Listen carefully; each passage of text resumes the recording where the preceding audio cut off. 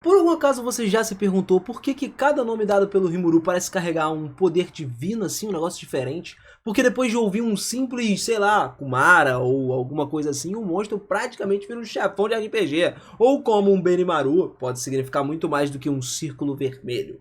Pois é, meus amigos, hoje a gente veio aqui para poder mergulhar no mundo dos nomes, mais impressionantes inclusive de Tensura. Então se prepara, não é só para saber se ele é um nome bonitinho, não. A parada é mais brava do que parece. Os nomes ele têm um significado oculto, trocadilhos inteligentes e evolução de poder, referências de carros também, de goblins humildes aos reis demoníacos, das raposas travessas às entidades de controle sobre a gravidade. Tudo começa com um nome. E esse nome, o slime favorito manda a nomeação. Rimuru. Então prepara, cara, pega o teu caderninho aí, porque hoje você vai entender porque quando o Rimuru fala o nome, o mundo muda. Bora pro vídeo.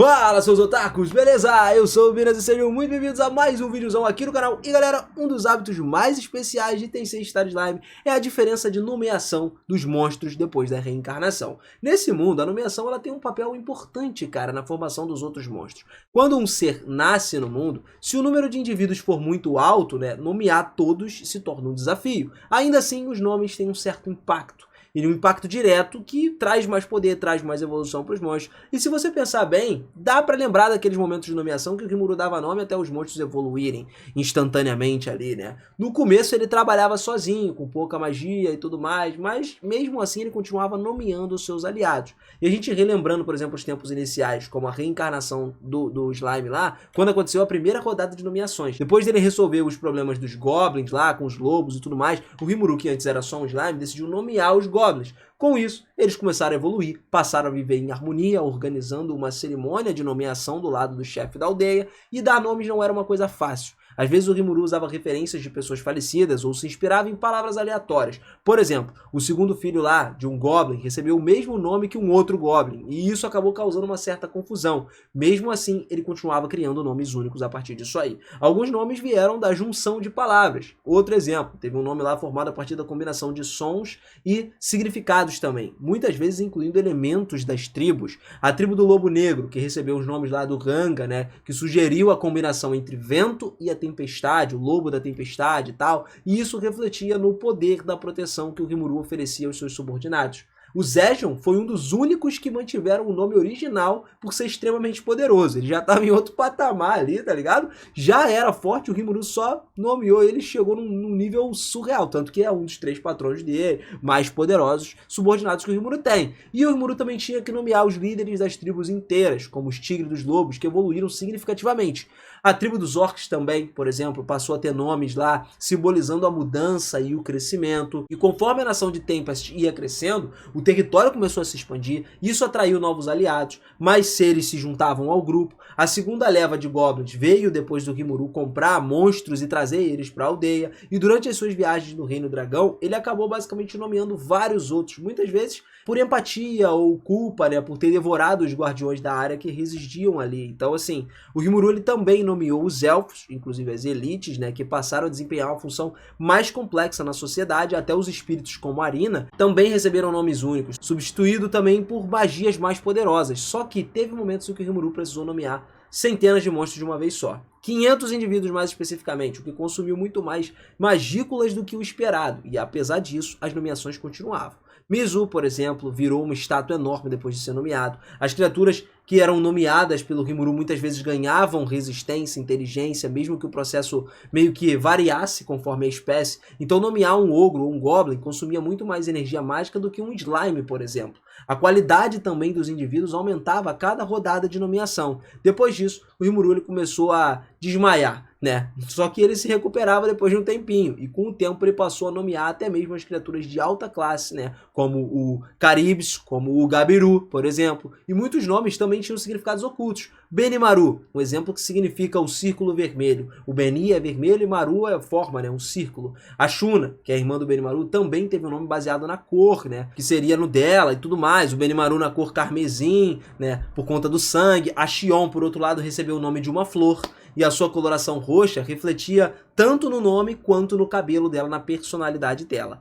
Outros nomes, por exemplo, como Hakuro, significa herói branco, e Souei significa sombra que tem cabelo azul, basicamente, né? Também foram cuidadosamente escolhidos pelo Rimuru esses nomes. As convenções de nomeação também falam muito sobre a cultura e a prática de nomear de Tensei. O nome é basicamente mais do que um rótulo, ele é a fonte de evolução, da identidade, do poder para os monstros do universo do Rimuru. O nome do Rimuru ele não estava na lista do dicionário, era uma coisa única, assim como antes, né, com exceção do Geld, que também teve que herdar a vontade do seu pai e a liderança da sua raça, e consequentemente herdou o seu próprio nome. O primeiro movimento ali do seu pai, do Geld, ele foi garantir que ele herdasse o nome especial gravado na sua pele, permitindo que ele evoluísse para o próximo rei. Com isso, 150 mil soldados do exército também foram recrutados automaticamente. E o Rimuru nomeou todos eles depois de 10 dias, que é um feito impressionante. Você nomear 150 mil indivíduos é considerado uma coisa gigantesca. Por isso ele estabeleceu uma ordem para isso. Ele nomeou primeiro os mais importantes, depois ele foi passando, né? Alguns indivíduos especiais, como o Gokuharu lá, Hayumi e outros, também receberam nomes próprios do Rimuru. Só que entre os 150 mil, cerca de 10 tinham nomes únicos, entendeu? A maioria era nome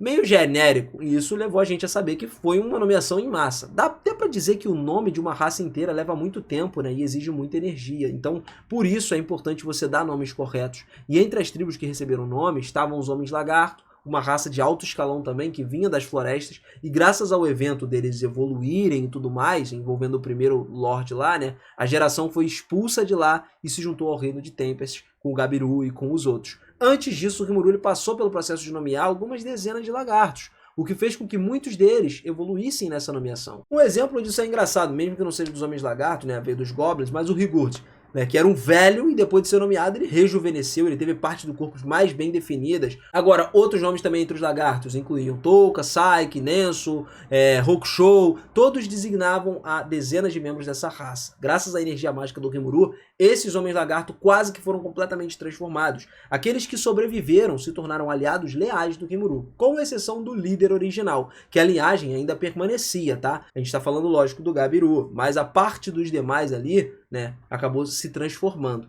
Outro grupo que recebeu nomes foram os insetos. Tinham só dois que o Rimuru encontrou, o Zejon e a Apito, né? Então, assim que eles receberam os nomes, os dois se transformaram. Zejon ganhou a forma mais humanoide dele, e a Apito também deixou de ser uma abelha, totalmente abelhinha, né? Para se tornar uma forma mais humanoide. São espécies de besouro e abelhas brabos, né? O Rimuru, ele encontrou eles gravemente feridos na floresta. E, pô, com a compaixão, eles tinham sido atacados, o negócio não tava bom, ele ofereceu uma carne mágica. Só que essa carne mágica era a carne dele mesmo, né? O próprio sangue do Rimuru sendo dado para esses dois, e concedeu nomes para eles. Então, tanto o Zejon quanto a Apito, eles se recuperaram, começaram a treinar incansavelmente para se tornarem mais fortes. Só que, cara, não foi uma coisa de pouca força, não. Eles tiveram um up absurdo por tudo que eles receberam. E desde então, eles servem o Rimuru fielmente. Até o momento mostrado no anime, né, e no filme, que a gente teve o Banquete do Rei Demônio, eles continuam em forma de insetos, mas os poderes da novel deles são extremamente elevados em comparação com o início. Eles chegaram num patamar surreal, inclusive o Zejon desbloqueando a habilidade definitiva, se tornando lá o Rei da Névoa e tudo mais.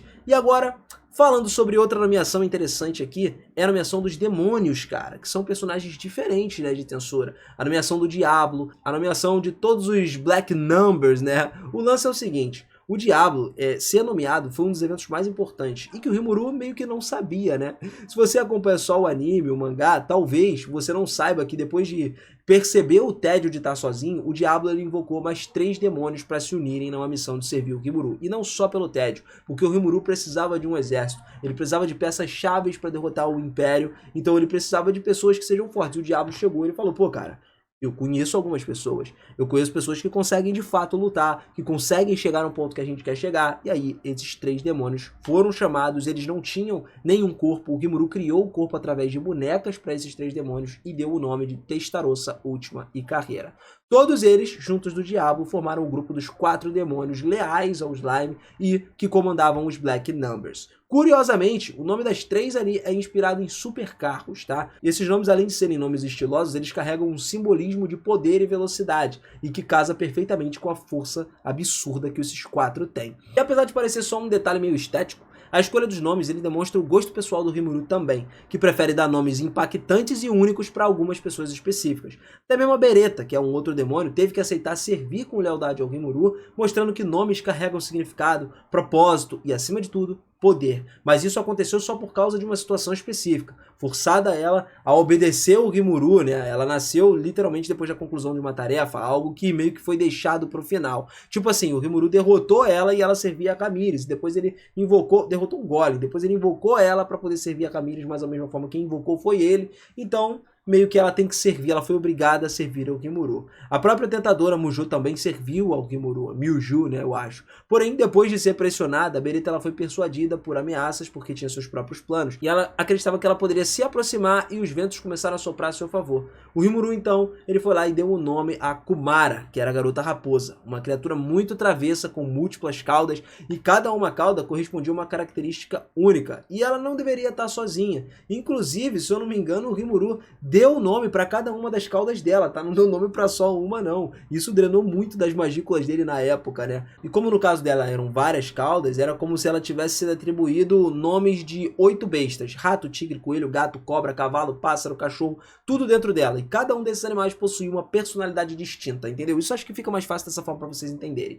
Com habilidades únicas e movimentos próprios, depois deles serem nomeados pelo Rimuru, essas 8 bestas passaram por uma transformação. Aparentemente, o processo de nomeação causou uma perda temporária de algo dentro dessas bestas da Kumara, talvez um fragmento de si mesma. Foi doloroso, mas foi necessário. O poder dessas criaturas aumentou muito, e entre elas, a Kumara ela foi a mais afetada, porque depois da evolução ela se tornou um grande rei demônio, né, de Mara, e recebeu a habilidade de manipulação da gravidade e da vontade. Isso só foi possível graças aos mitos do monstro, né, do capítulo 31, que concederam um poder inédito para ela. O direito de nomear a habilidade é algo exclusivo também, e fica claro que o Rimuru leva isso muito a sério. Um exemplo curioso é o nome Ciel, que foi dado depois de muita reflexão. Esse nome, inclusive, é um trocadilho, né, de uma palavra lá, a famosa frase ociosidade que gera frivolidade, se aplica nessa parada. E o Rimuru, depois de pensar muito, ele acabou criando o nome Ciel, inspirado pelos ensinamentos de Conan. Esse nome, depois, ele passou a representar uma entidade separada, um novo ser com corpo idêntico ao original, só que personalidades, pensamentos, vivências próprias. Além disso, o nome Ciel também faz referência a personagens de Tsukihime e ao estilo visual de certos personagens de Fate. A palavra Ciel ela pode estar associada ao céu ou ao firmamento, o que combina com a natureza completamente etérea dessa nova identidade, a natureza diferente que ela se tornou. Outro nome curioso é Tempest. Esse aí provavelmente você nunca imaginou, né? Tempest ela tem origem do vento e da tempestade também, que é uma brincadeira com a palavra, né? Temperatura no geral. Esse nome é usado pelo Rimuru, ele não tem um efeito de power-up direto, mas representa a identidade do portador. Mesmo assim, quando o nome do Rimuru, Tempest, é gravado no corpo e na alma de alguém, como aconteceu, ele carrega um certo peso. E mais tarde, quando o poder do Rimuru se torna ainda maior, um dragão diferente é nomeado, tá? Um detalhe revelado aqui também pelo romance é que esse dragão nomeado pelo Rimuru é, na verdade, o mascote da Milin. O nome dele é uma combinação simbólica de causa e consequência. Um elo que só quem leu a novel mesmo consegue perceber. Então eu acho que ficou cada vez mais claro o porquê e como foi a estratégia do Rimuru de escolher os nomes específicos para cada um dos subordinados. E para os coadjuvantes também, né? Porque tem a galera ali que tá só completando figurino, só aparece algumas vezes no cenário. Os principais, cada um tem o nome de acordo com as suas características, brincando com nomes, trazendo uma forma de mostrar que aquilo ali foi diferente de tudo. Então, mano, não tem jeito. Rimuru é brabo, Rimuru manda bala. E agora, se você curtiu saber sobre esse universo de Tensura, sobre os nomes poderosos, da onde eles vêm, deixa o seu like aí, cara. Não esquece também de se inscrever no canal, de ativar o sininho se você quiser acompanhar mais de Tensura. Eu tenho muito mais curiosidade para trazer para vocês. Isso aqui é só um pontinho, tá? Só algumas coisas que poucas pessoas até imaginam, possam imaginar o porquê que o Rimuru escolheu esses nomes. Mas eu vou trazer muito mais coisas por aqui. Bom, família, tamo junto demais. Beijo no coração e eu vejo vocês no próximo vídeo. Valeu!